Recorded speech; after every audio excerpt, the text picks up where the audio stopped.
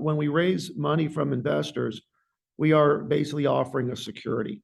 Traditionally, a security has to be registered, right? So you register your offering with the SEC. But what we look for as business owners or entrepreneurs is an exemption or an exemption from registration. The most popular and probably the most widely is something that maybe you've heard of before. It's called Reg D or Regulation D, which is basically an exemption from registration.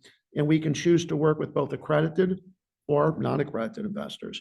Well, one of the more, quote, procedural things, this is more of a procedural thing that you're supposed to do to make your offering effective, is you're supposed to file what we call your Reg D notification with the SEC.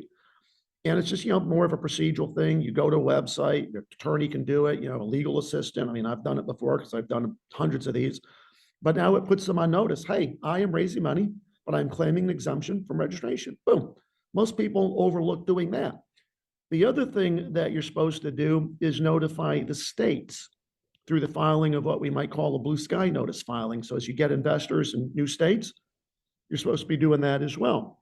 But the biggest thing, by far the biggest thing that we're seeing people misuse is getting others to help them raise money. So if I reached out to you, for example, John, and said, hey, John, come on board, man. You know a bunch of rich people. I'm going to pay you a little commission or a little transaction fee. That's illegal. You have to be licensed within the financial services industry. You're not a broker-dealer. You're not licensed to a broker-dealer, so I can't pay you a commission. And so what a lot of people are doing is they're like, hey, come on to my team. I'll make you a co-general partner, because now you can essentially claim the same exemption that I'm claiming.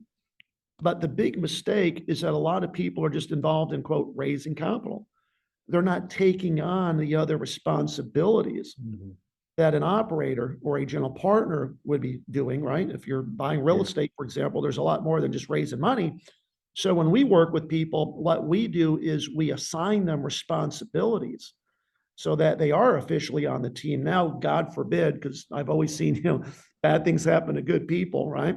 Let's just say, God forbid, we're ending up in an arbitration or a lawsuit. There's a good plaintiff's attorney and says, and so, John, what was your role in all this? Oh, I just helped raise money. You've just put a noose around your neck for the most part and hung yourself. But if you're like, well, I raised some money. I was involved in some meetings with the property management team. I traveled to the location with Brad and the other people that were on the team to look at the building. And then, of course, I was on calls with, some of the contractors. Now you're doing stuff, right? Now you can justify your role under that exemption, and now it's legit.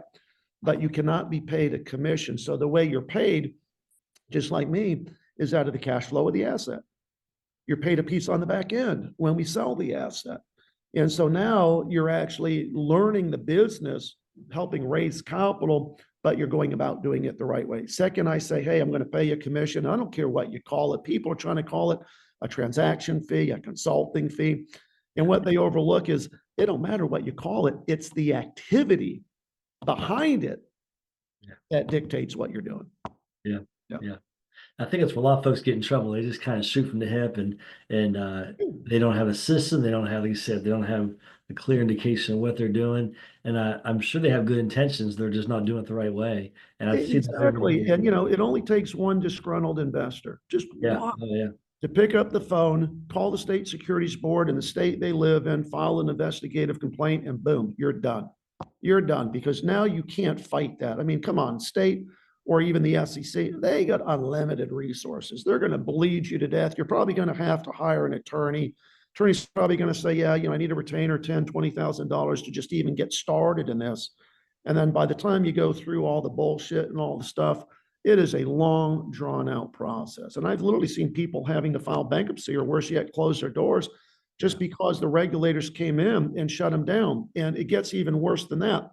The regulators have the ability to go to your investors and say, would you like your investment back?